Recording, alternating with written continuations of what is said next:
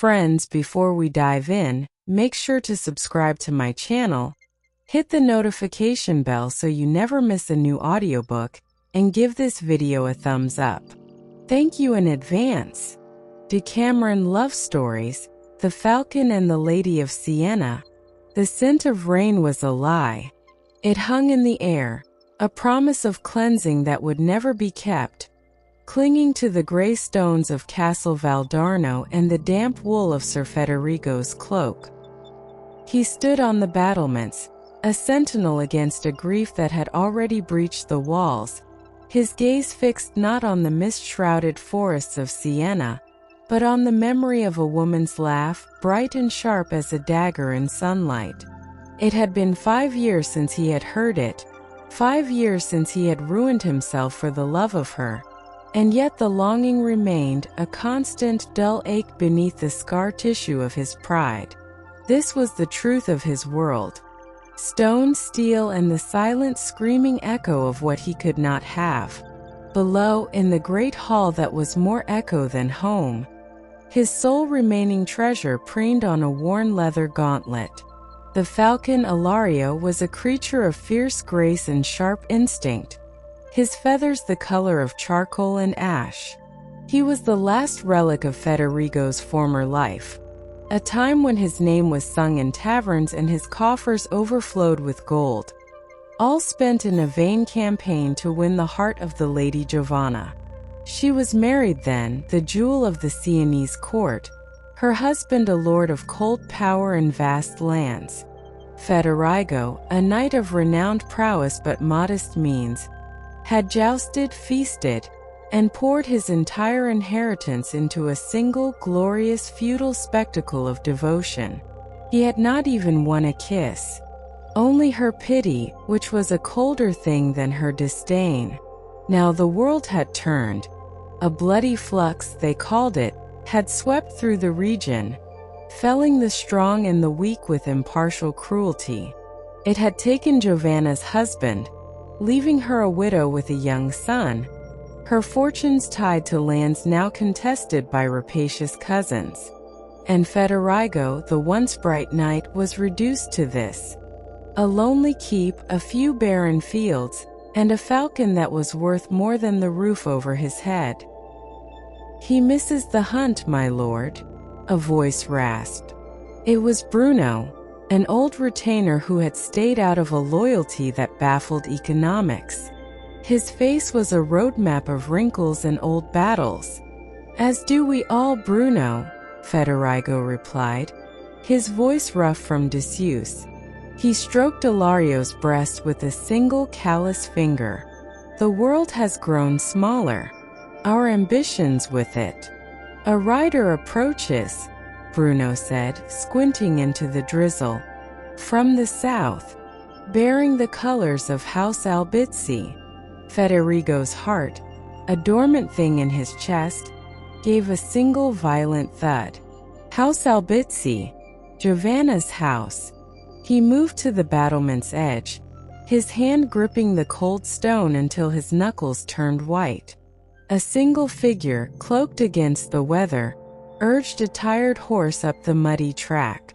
It was not her, could not be her. Yet, the mere whisper of her world touching his was enough to make the air crackle.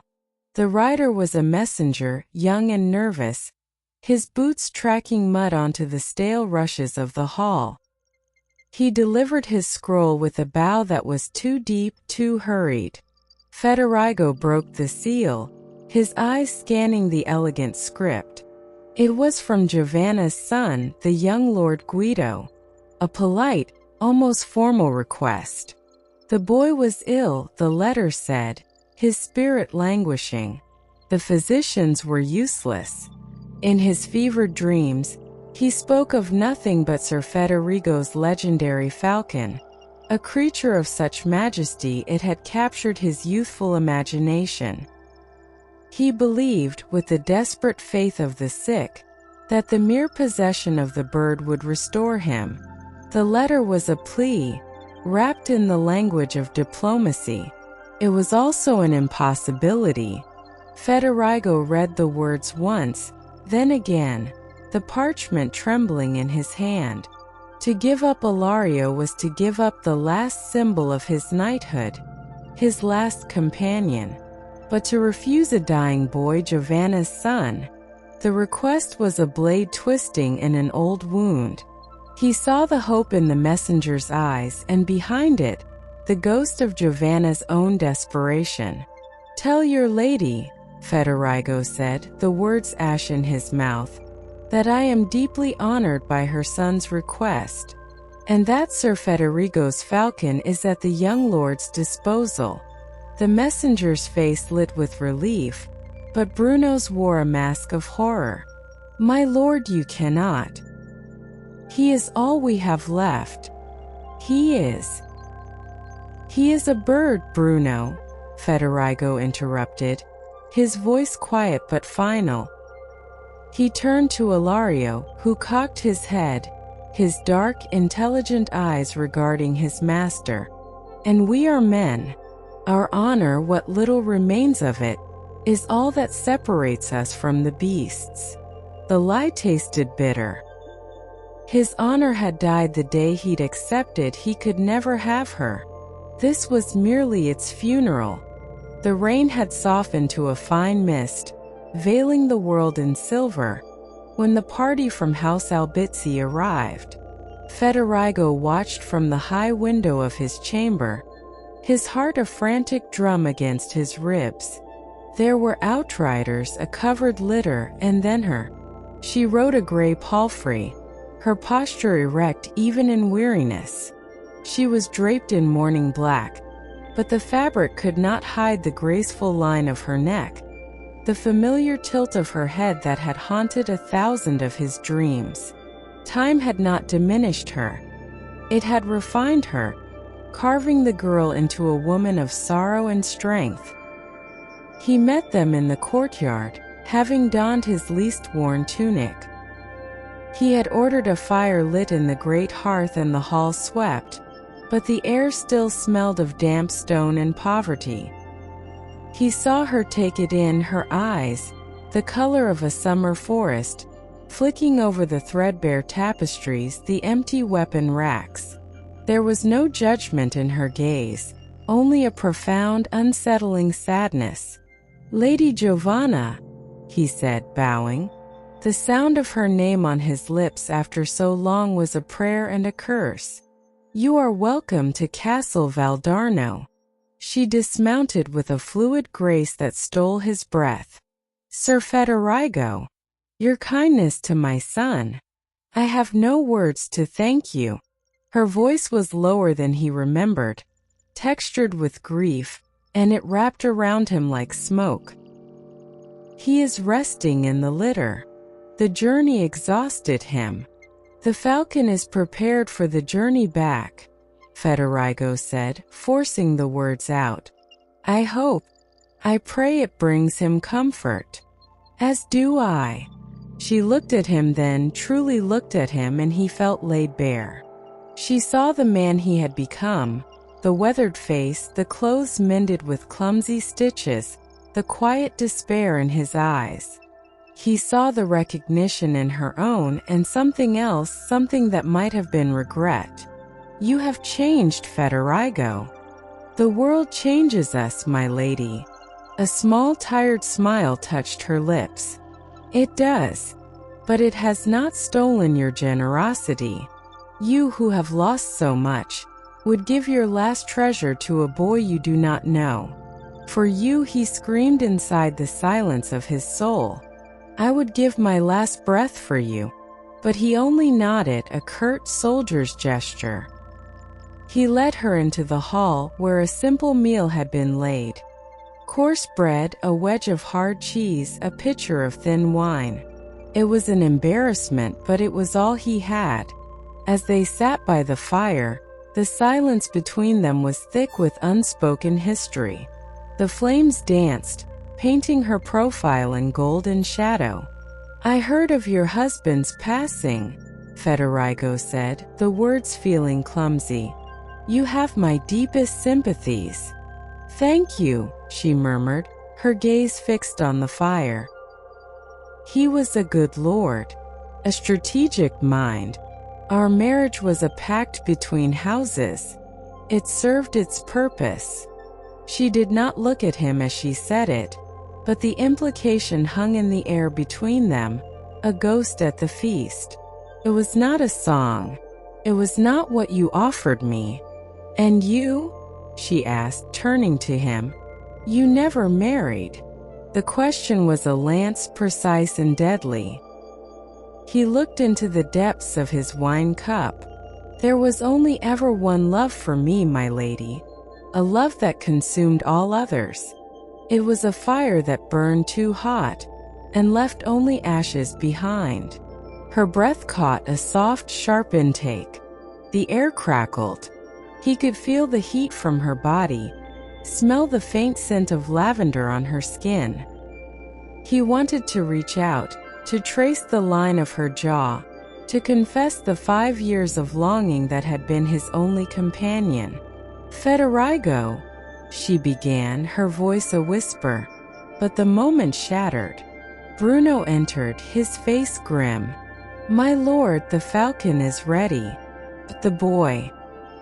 He is asking for his mother. Giovanna rose, the spell broken, her mask of composed nobility back in place. But her eyes, as she looked at him, were full of a stormy confusion. I must go to him. He walked her to the courtyard, where the Falcon, hooded and quiet, was secured to the saddle of one of her guards. The boy, a pale wraith with his mother's eyes, peered from the litter, a flicker of excitement on his sickly face at the sight of the bird. Giovanna turned to Federigo one last time. In the flat, gray light of the courtyard, she seemed both a queen and a prisoner. I am in your debt, Sir Federigo, a debt I fear I can never repay. There is no debt, he said, his voice rough. Your son's health is payment enough.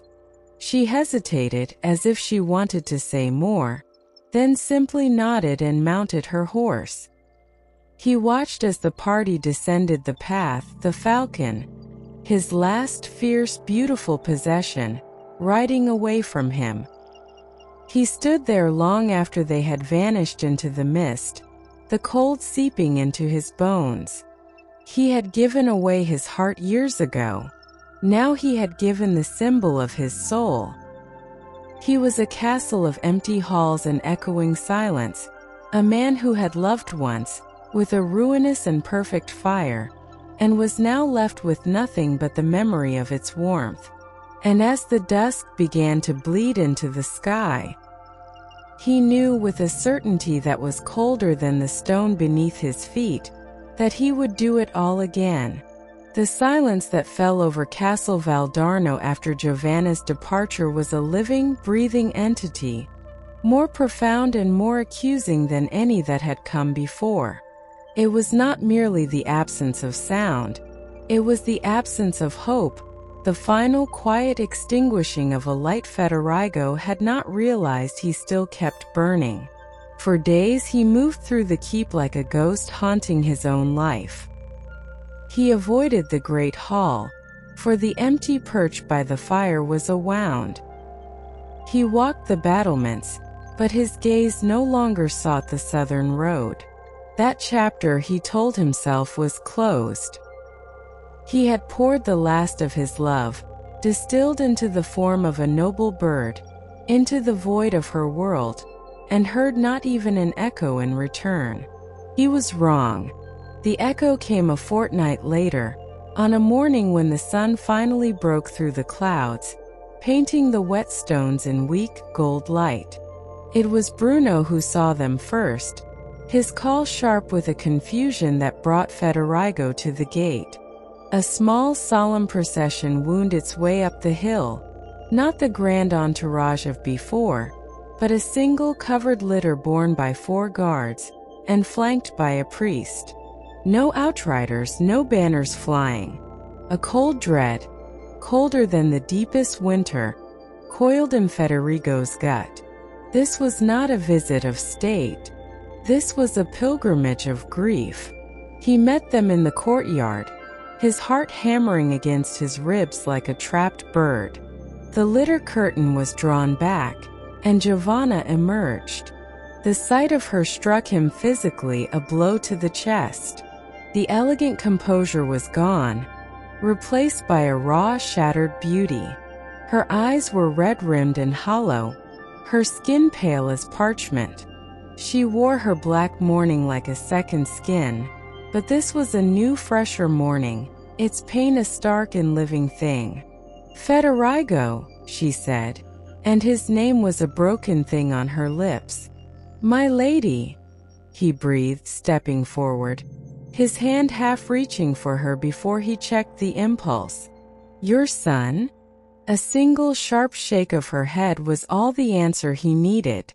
The grief in her eyes was an abyss, and he felt himself teetering on its edge. Young Guido was gone. The Falcon, the desperate hope, had not been enough. "He spoke of your kindness at the end," she whispered, her voice trembling. "He wanted to thank you himself." She looked around the barren courtyard, at the keep that stood as a monument to Federigo's ruin, and a fresh wave of anguish crossed her face.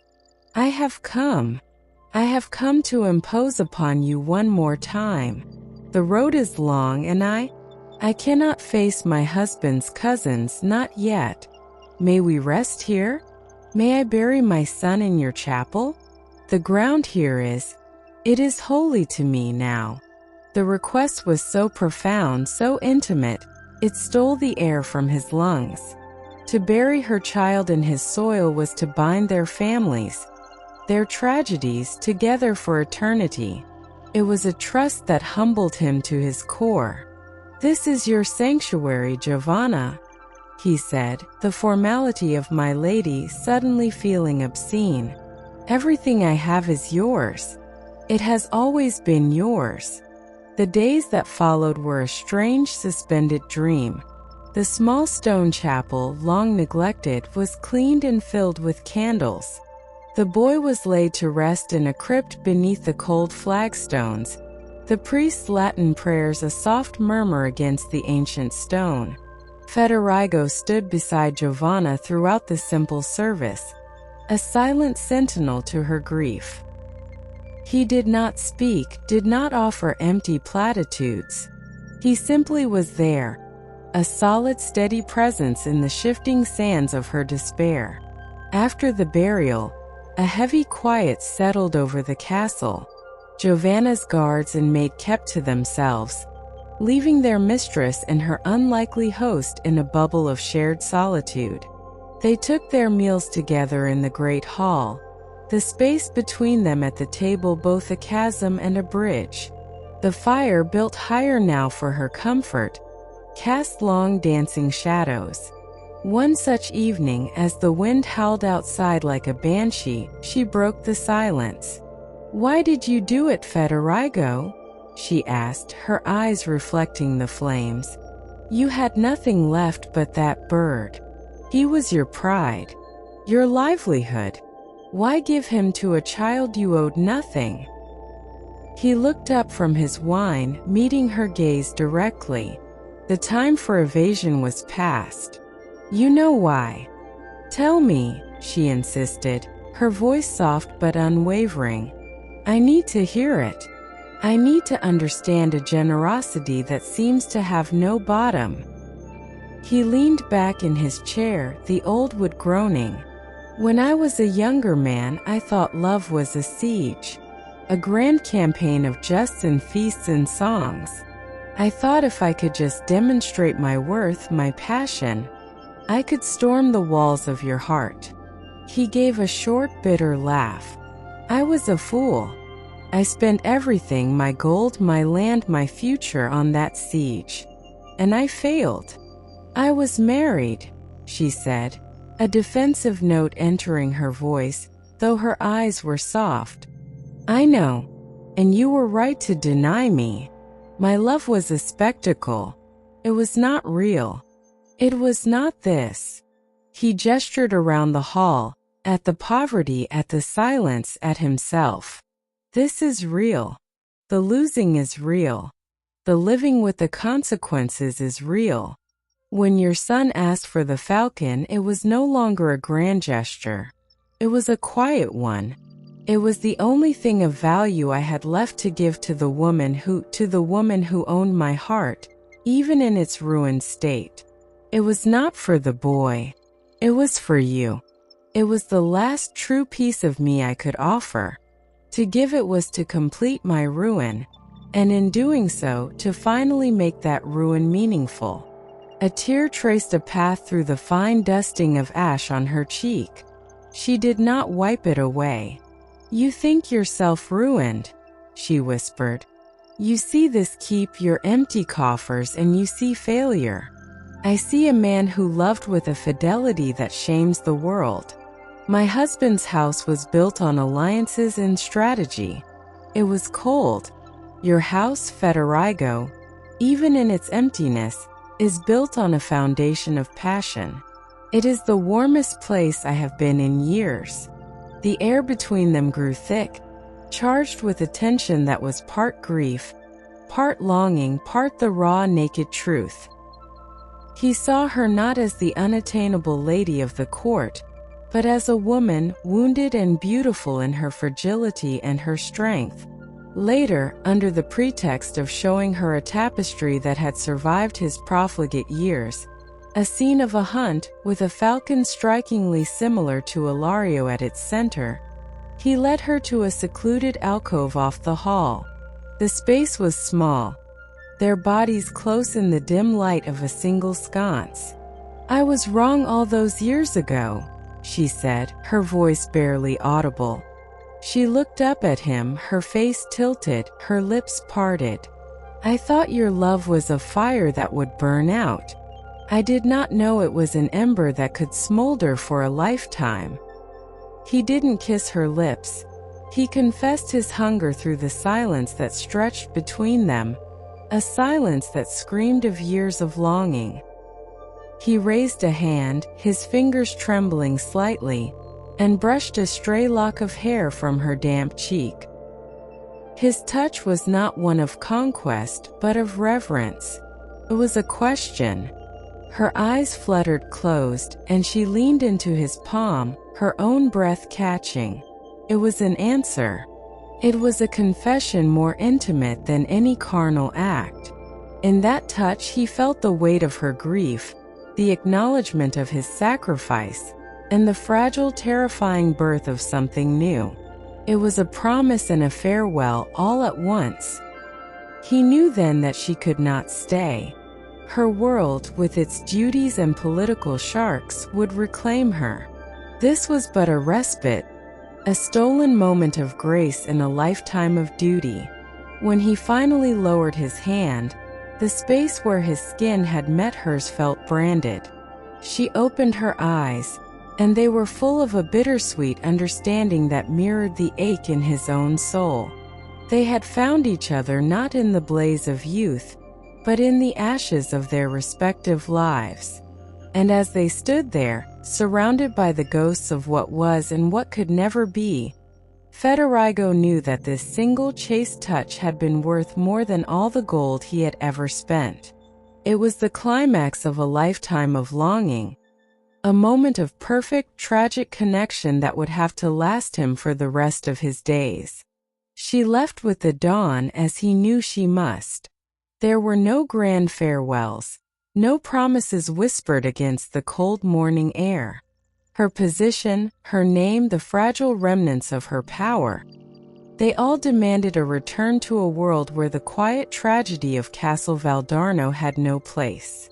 Federigo stood on the same battlement where this chapter of his heart had begun, watching her litter disappear into the lifting mist. The scent of rain was gone, replaced by the crisp, hollow air of a truth fully realized. He had not lost her this time, for to lose something, one must have possessed it. Instead, he had found her, and in finding her, had learned the precise shape and weight of the emptiness she would leave behind. The weeks that followed were a study in a new kind of silence. It was not the bleak quiet of poverty, but the resonant echo of a profound change. Bruno would often find his master staring into the fire, not with despair, but with a strange settled peace. The keep was still poor, the fields still barren, but the air within the stones had shifted. Federigo had given everything, and in the utter emptiness, he had found a terrible, beautiful freedom. He had loved without measure, without hope of return, and that love had become the one unassailable truth of his life. In the city of Siena, behind the high walls of the Albizzi Palazzo, Giovanna moved through her days with a similar quiet transformation. The grief for her son was a sharp, physical pain that would never fully leave her, but layered over it now was the memory of a touch in a firelit alcove. She faced the cold ambitions of her late husband's cousins with a new steel in her spine.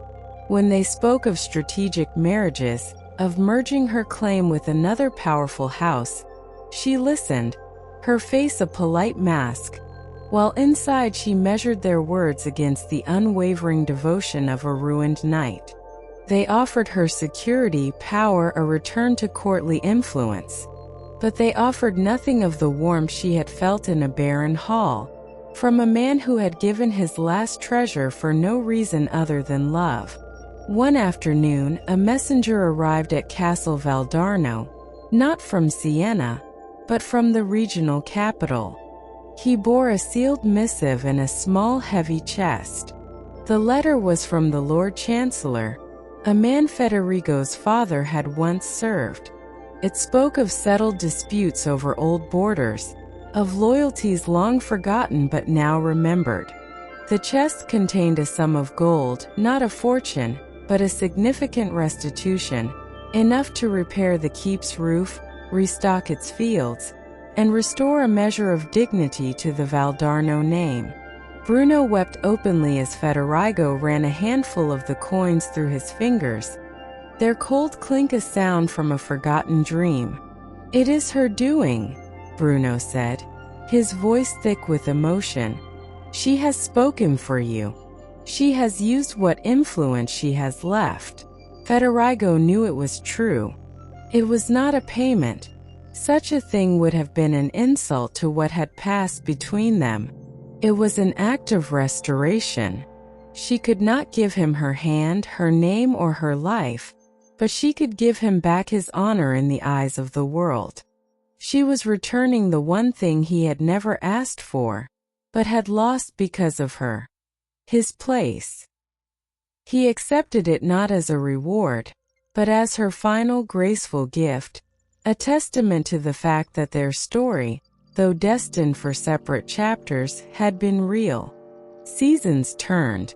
The roof of Castle Valdarno was mended. New life stirred in its courtyards. Federigo never married.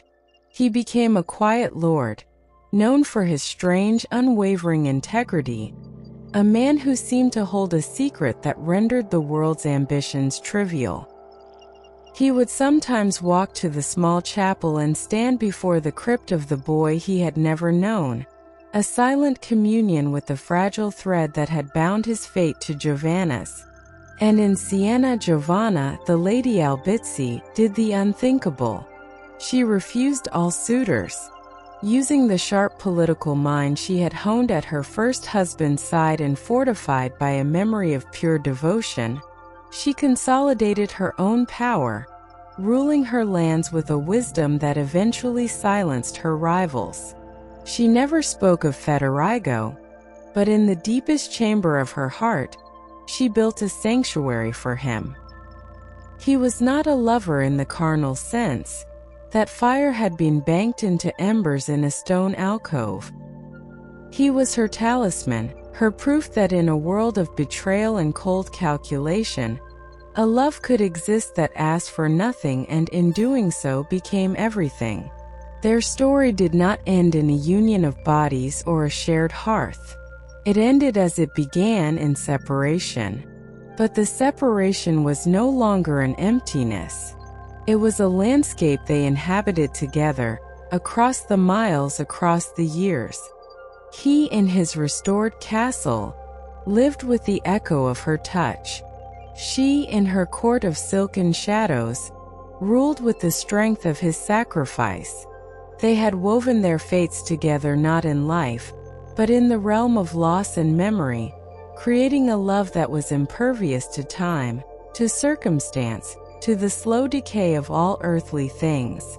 It was a bittersweet, lingering note on the air, a story told not of conquest, but of a surrender so complete it became its own kind of victory.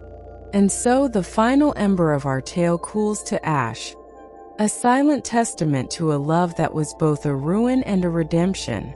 But every story, like a whisper on the wind, longs to be carried further. If this journey into a world of forbidden longing and bittersweet devotion has moved you, then let your own voice be heard. Share your thoughts in the comments below. Which moment, which sacrifice, which glance laden with unspoken words has lingered with you the most? Subscribe to this channel and light the beacon, so you do not miss the next tale from the Decameron love stories. For more castles shrouded in mist, more secrets whispered by firelight, and more fates intertwined by passion and tragedy, follow this path. And if you believe that some loves are too profound to ever truly end, then let a like be your seal upon this story. Your support ensures that these chronicles of the heart continue to be told. Until the next story finds you.